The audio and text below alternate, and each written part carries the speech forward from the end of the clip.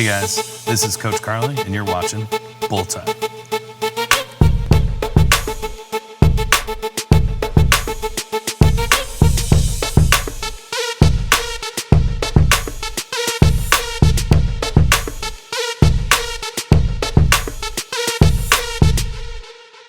Welcome back, everyone, on our episode of Bull Time with Coach Carly. We are in March of 2022. Holy shit, I think we've been doing this since September recaps, because I remember it was Jared and Nikki, and they competed on the same day. So we were talking a good 8 months of doing this. This is crazy. So it's been a while. It feels like it's been a while, only because I recorded, the last time I recorded was actually in February, but early February, anticipating I knew what happened with Eston, and later February, which I was correct, so that was awesome. So it's been a good 6-7 weeks since I've recorded this, which is insane. So a lot has happened since then. We've had 4 national level meets, and that was pretty much all of March. I'm finally done traveling for, Jesus Christ, another 3 weeks, which is beautiful. I traveled 8 times in 9 weeks. It was insane. Starting in February 26th, I traveled 8 different occasions. So 8 different meets happened in that short amount of time. It was bonkers. So things I love, because that's what this is all about. I love traveling. I love coaching. Game day handling, game day coaching is so important, especially giving back to my clients, because it's that's what we're here for. But at the same time, it's a lot. 8 meets in a matter of 9 weeks. That's fucking insane. So I'm glad that we're here. I'm glad that I'm able to record. So today we're brought by Watermelon, the red edition. Mr. Tyler brought me, I told him dealer's choice, bring me anything you want. And it actually tastes pretty good. I don't think I've ever had this one. And if I have, you can obviously look back at the videos and you can tell me if I've had it. You can tell me I'm wrong and you're right, because I know that's my client's favorite thing to do. So let's get started. It's Arnold weekend every March, and we had 7 of my own athletes compete at the Arnold, and it was a great showing for us. It was a great showing, and Jesus Christ, it was really cool to see a lot of first-time Arnold goers and a lot of people who have been there before. So I'll kind of dive into, we had a meet on Saturday and a meet on Sunday. We had the Grand Prix, and then we had the Raw Challenge. So first up, we had Brittany Saplicki in the Grand Prix. So Britt's training, it's interesting that I'm recording this in April, because currently her training is going absolutely phenomenally. This is the best her training has looked currently post-Arnold that it's looked since pre-Daytona. And pre-Daytona was leading up to her best meet to date. It was incredible. And then, I'll talk a little bit of pre-Arnold. It wasn't that it wasn't good. It was just that it wasn't pain-free. And not being able to train pain-free and not having that ability to push and mentally be in it. And admittedly, we talked about it. Other things happened after Daytona. After Daytona in June of 2021, that was a really dark, rough time for training. It was mostly just show up, consistency, do the best that you can, and other things kind of just added in there. And life, I say this a lot, life gets in the way. And if you don't reprioritize your things all the time, chances are that training just kind of slips. And that's okay. It's not a problem. And we talked about it. We actually talked about it pre-Arnold, about what the game plan was moving forward. And then, obviously post-Arnold, we talked about reiterating the same things. And now she's working with Pay, Barbell Physio, out in Australia. And it has been incredible. The way that she is able to attack training, the way that she is able to just get into get into that mindset again, it's just incredible. So as for performance, sorry, I kind of went off on a tangent. We hit 9 for 9, first time ever, and then we totaled 2.5 kilos less than our best ever. And that honestly to me was a huge fucking victory. We hit a mini squat PR. We tied the bench a little bit less on the deadlift. But again, like knowing that we had room, like 2.5 more kilos in the squat, knowing we had probably 5, maybe 7.5 kilos left in the deadlift. I always know that she's a game day deadlifter. Like whatever we do in training, she kind of needs that hype, and she kind of had that going into deadlifts. Being on that Rogue Grand Prix stage is just incredible. So really happy for her performance, and now, you know, obviously gearing up towards nationals. I am elated at the kind of trajectory that we're on right now. So hats off to Britt and coming back as strong as she has. Really happy with how we're going about this.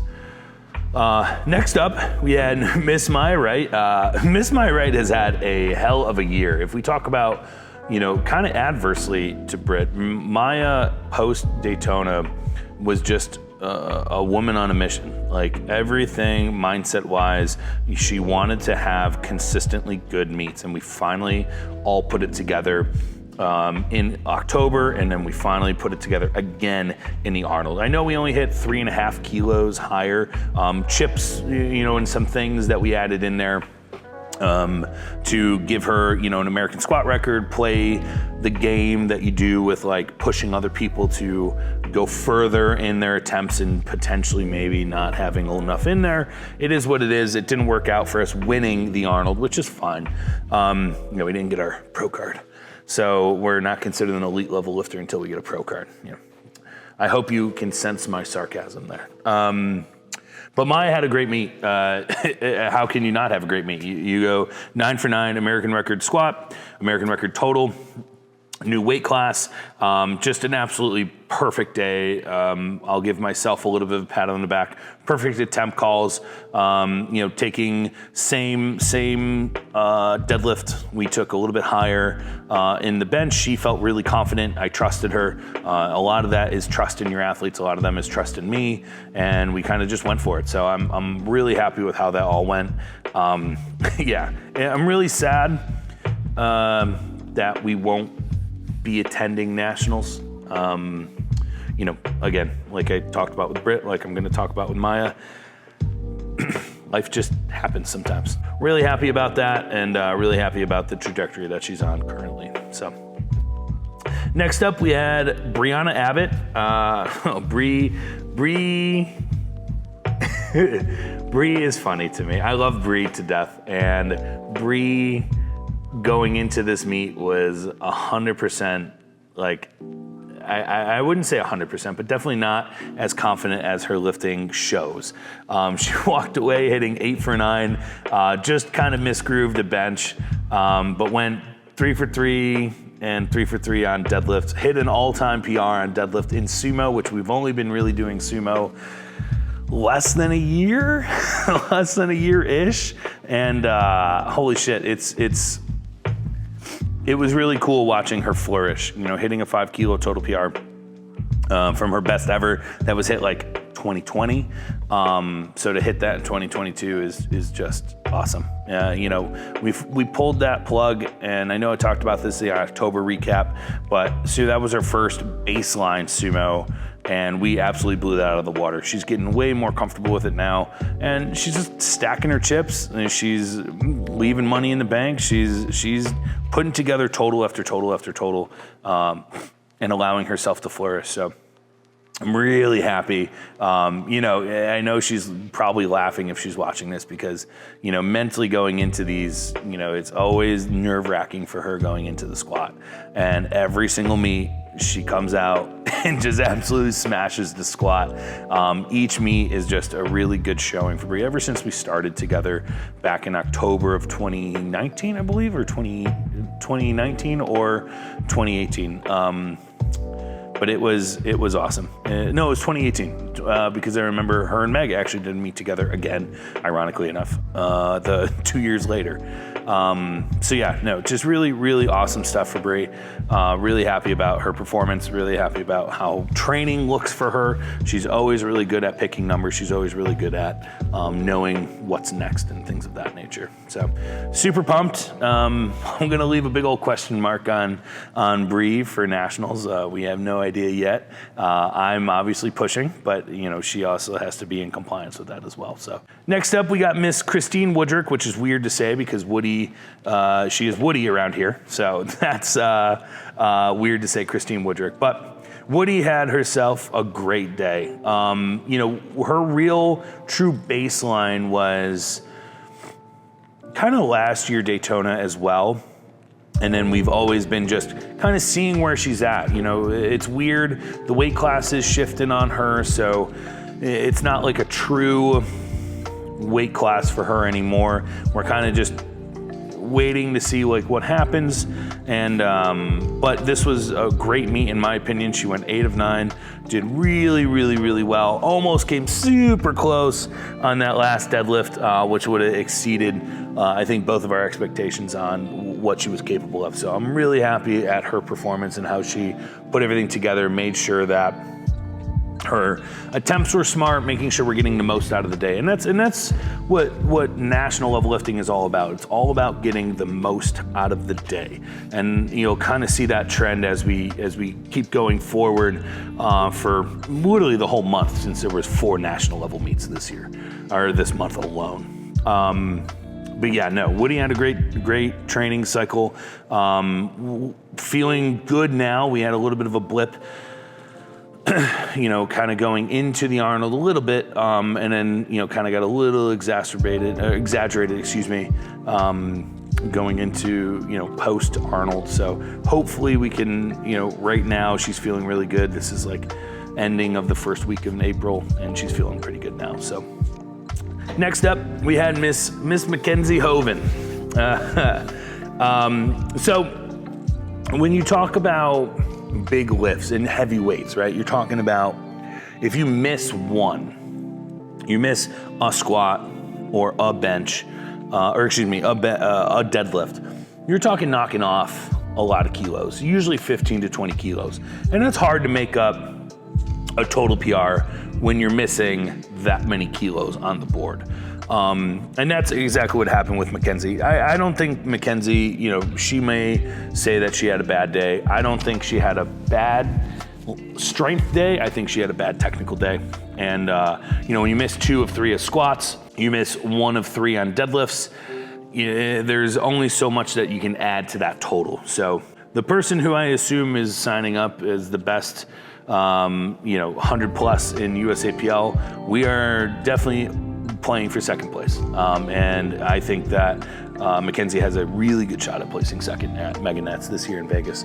And, again, technical errors are easily adjustable. You can make those adjustments going into that meet. So we learned what we have to do better, and then we learn what we can do the same. And it's kind of funny. We laugh about her bench being a poverty bench, but she's hit the last 3 meets, she has been 3 for 3 on bench, 3 meets in a row. So I don't know if we can laugh about it anymore, because now it's almost like a shoe-in. Hopefully I didn't just jinx ourselves. But no, she had a great meet, and I'm really looking forward to Mega Nats and how she's going to do there. Next up, we had our very own Mr. Zach Clapp. Mr. Zach hit 2.5 kilos less than his best ever, and pulling a deadlift PR. Zach had a really good training cycle. I think post, when did he compete before that? In Ohio in May. And we kind of took I wouldn't say time off, but we definitely didn't push it as hard as we could have. And then we really started ramping up training maybe around December for him, November, December. And, things were lights out. One of the biggest things, we talk about technical errors. He didn't necessarily make technical errors, but he made technique errors. One of the biggest things for him, if he slows down in the squat, his squat isn't as powerful. And anything usually around 500, he usually on the squat will kind of slow down into that hole. And that just kind of ruins that ability to push heavier weight. So we recognize that, right? Those are post-meet conversations. A little bit of technique error there. The weight cuts usually get his top end on the bench, and that's why we didn't end up with a mini PR there. And honestly, he superseded handler Nate and I, our expectations when we're both watching it, and we were like, dang, like he actually had like probably 5 to 7.5 more kilos there. It looked that good, and I was super pumped to see how good it actually looked. So we ended up with a great day.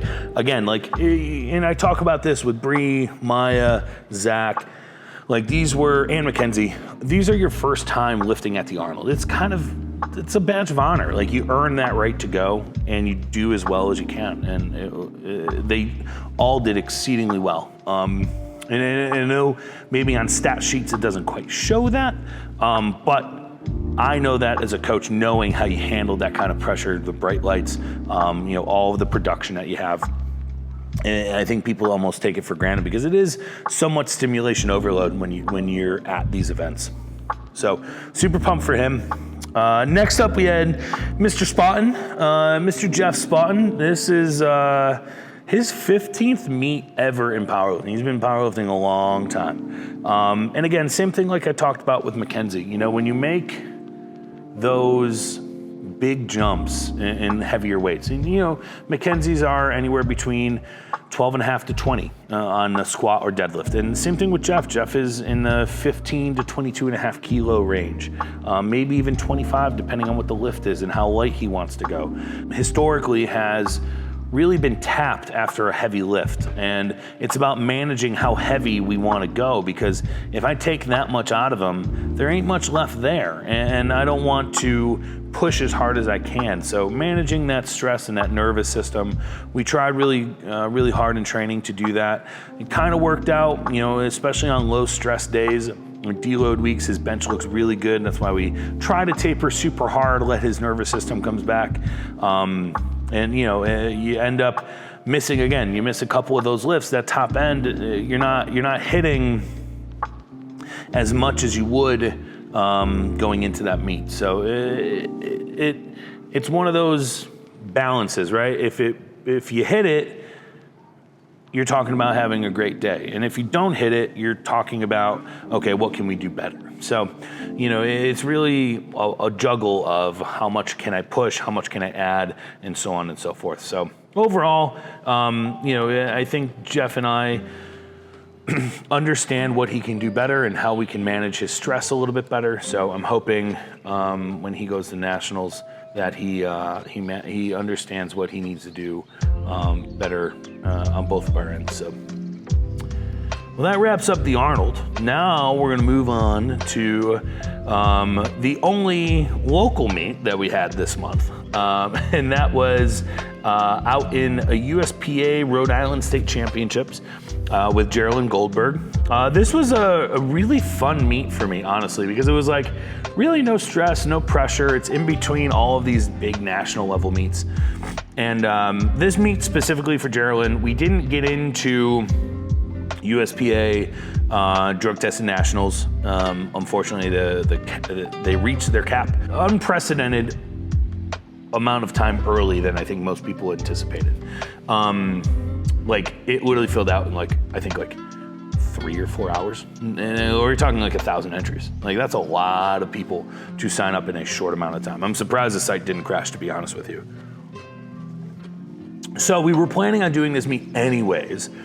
And all it was really a tune-up meet. We used it as a tune-up meet, and it actually worked out perfectly. Went 8 for 9, and we hit. We missed one technical thing, but again, that's why we do these little tune-up meets. So missed a minor technique thing. We missed the rack command on the bench. She kind of, as she was coming up, she just kind of went in that trajectory, hit the bench, and then they said rack. So unfortunately, she got red lighted for that. It is what it is. Things happen, and all you can do is learn from that. But that's why we do these meets. So it was really good to see her tune everything up. Got the most, really sandbagged the squat, but again, kind of like Bree, Bree Abbott and kind of like Geraldine, you know, the squats are extremely all mental. So if we can execute them really well, it paves the way for a great meet to have a little bit less nerves and you're a little bit more, your body's calm, you're not stressed. And that really helped. So definitely had a great day leading after that. And yeah, super pumped about how she did. So next up, we have Mr. Jalen competing at Military Nationals down in Georgia. And Jalen had a great day. You know, I talked about it a little bit with Britt Saplicki at the Arnold. I'll talk a little bit about it with Jalen. They're game day deadlifters, like straight up game day deadlifters. These dudes can just show up on game day and just pull way more than they do in training. Jalen literally like pulled, no joke, I think 17 and a half kilos more than he did in training. And it literally looked like there was still room in the tank. We won, which was awesome. So he won his weight class and weight class and division. So he won the 82 and a half kilos. We were trying to cut to the 74s to make it to Raw Nationals. Unfortunately, he missed it by 0.5 kilos. The water cut didn't go as planned. That's totally fine. Things happen. Still ended up winning his weight class, which is awesome. So great for him.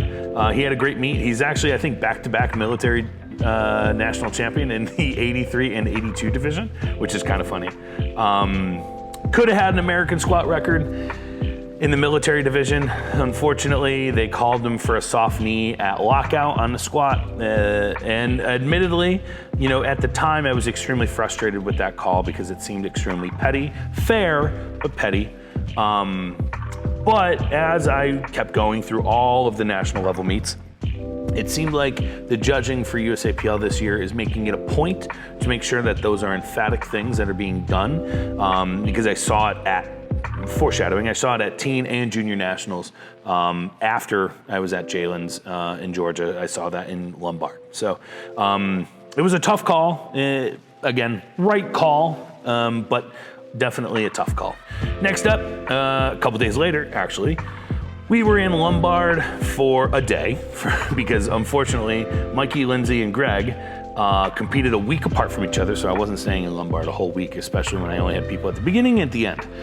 That was not going to happen for me. If I had people in the middle, maybe I stay, maybe I go, but it wasn't worth all of that to stay for a whole week.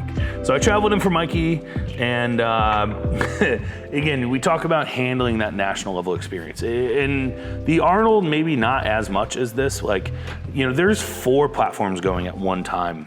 At these mega nats or teen or collegiate, junior nats, whatever it is, high school nats.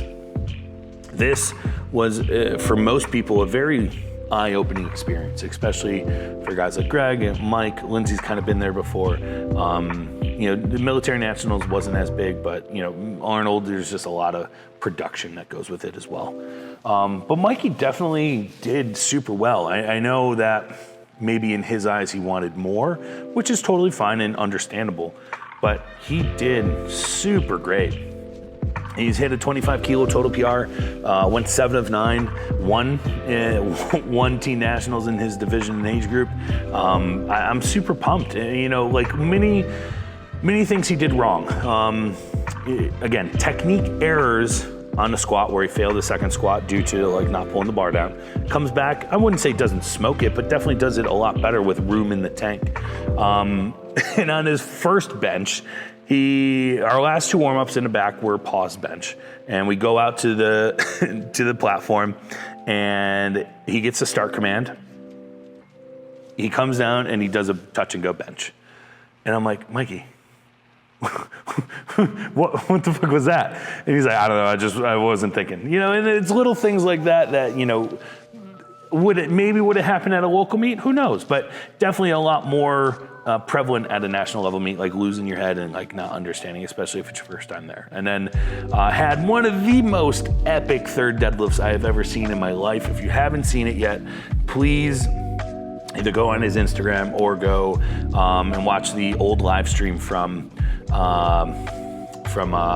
Teen Nationals on Wednesday, March 23rd. He projectile vomited 6 feet on his third deadlift. Blew chunks all over the place, all of the rice cakes his red Gatorade, his amino acids, all over the floor in front of him and on himself.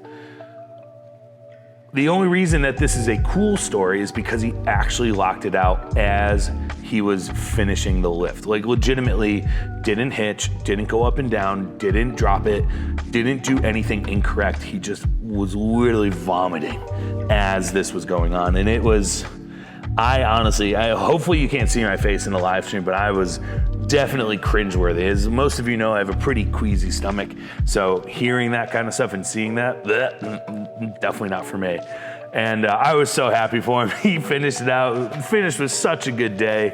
And that was just icing on the cake. And I think what was really funny is after he wanted to give me a hug, I'm like, buddy, you got puke all over you, man. You gotta go clean yourself off.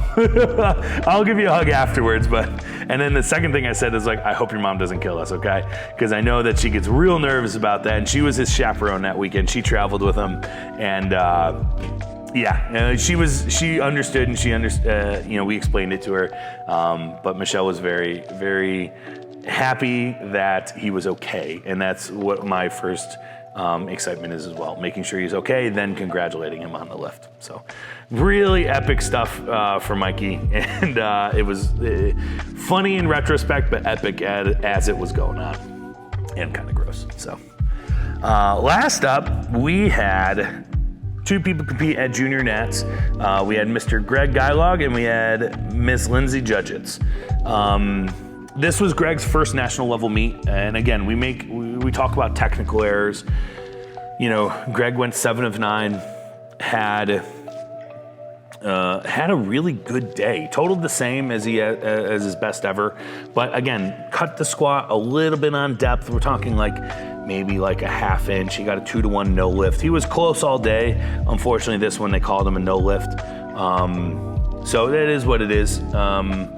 And then he dropped his last deadlift. So if he hits those things, we're talking about he hits 747, 17.5 kilo total PR. That's a great day. So I'm really happy about his performance. Little technique things. He was literally grinding out that last deadlift, and then it just dropped out of his hands. I think his hands were cramping. Again, we can make those minor adjustments going into his next meet. We're gonna take a long off season, get a little bit bigger. Greg sits kind of underweight, so definitely want to add a little bit more mass to him and kind of go from there.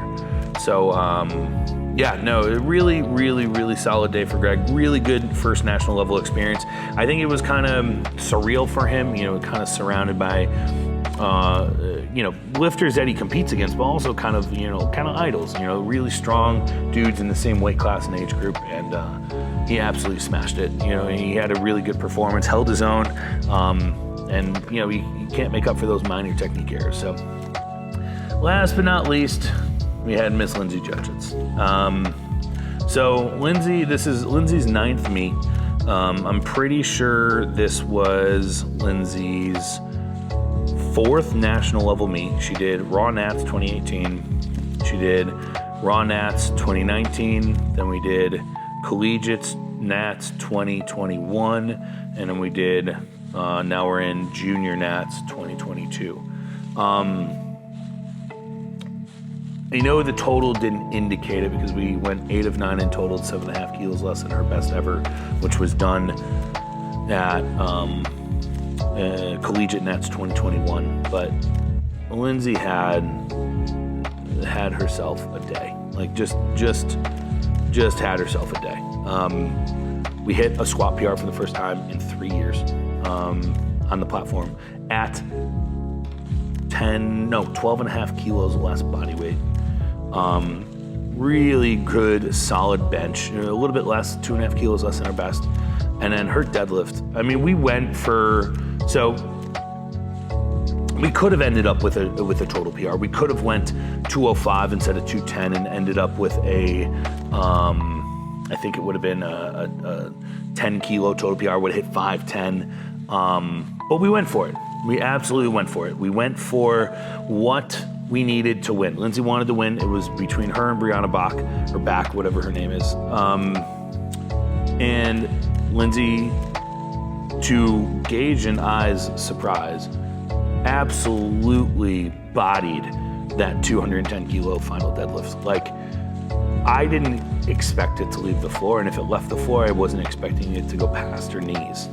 And she almost locked it out. She was literally like, I don't even know percentage-wise, but at like 92 to 95% of the lift was done, and it just couldn't get that last little bit. And again, in training, we have only hit 195 in training for her whole life, like her whole lifting career. And we've hit 197 or 200 on the platform. And I didn't even think this was on our radar. She wanted to go for it, and I was like, yeah, let's go for the dub. And it came off. And the gutsiness from her and that mental state from her, just absolutely epic. Really, really, really proud of how she performed. We switched up her training a little bit, and what we did and getting enough a cumulative amount of volume for all the lifts, and maybe even taking it super submaximal on some things, but it really worked. Her body is adjusted. Her body is finally at a good point where it recognizes how much work it has to do at work, how much rest that she needs, getting nutrition in line. All of those things are starting to line up for her again, leaving money in the bank, stacking her chips, making sure that she can go in with a really good performance. And I told her this, and I told Gage this, is after her second squat at that meet, I was like, yeah, you're going to Vegas. We didn't know until after the meet, but I was like, things are just going so well. And she absolutely smashed that last squat, leaving enough room to know that like 500 is literally around the corner. And I'm so thrilled. I'm so happy for her, and things just went really well. And now it's like a huge momentum thing. We're going into this prep, going into Nats, like, got 8-9 weeks, and we're just absolutely doing everything we can to put together a really good showing for her. It seems like it's just going to be a smooth transition. Yeah, I have nothing but great things to say about how Lindsay is putting in the work, in and outside of the gym, not just in the gym. And it's a lot easier when you're in college. And I say this to a lot of young kids, like when you're in college, you can do essentially anything you want. You have all the time for training, you have all the time in the world. But like when it comes down to real life, like this shit sucks sometimes. Like, you have to work you're mandated to do something for 35 to 50 hours a week. And on top of that, if you have a family, if you have kids, if you have all of these things, life kind of happens, and stress happens. And it took Lindsay a little bit of time to adjust to that new schedule and finding out what works and figuring out like, how can I make this happen? And also losing weight at the same time. I mentioned before, but that wasn't even her heaviest. She's 15 kilos down from where her heaviest ever was. It's a long-term thing, and she has been absolutely doing a great job of making sure that things are lining up for her to be extremely successful in and outside of the gym and getting things done. So really, really pumped about the future, especially for everyone that competed this year. Unfortunately, this was probably Mikey's last meet for us for a while. We're trying to get him a college scholarship to go play track somewhere. So I'm hoping that this transition that we have on becoming a little bit more strength conditioning oriented is really good. So thanks for coming to our March episode of Bowl Time with Coach Carly. We got our meet coming up that we run here in April, and then I'm off for a couple of weeks, which is awesome. And then, we'll redo this in May to record, but April recap. So I hope to see you guys soon. Cheers.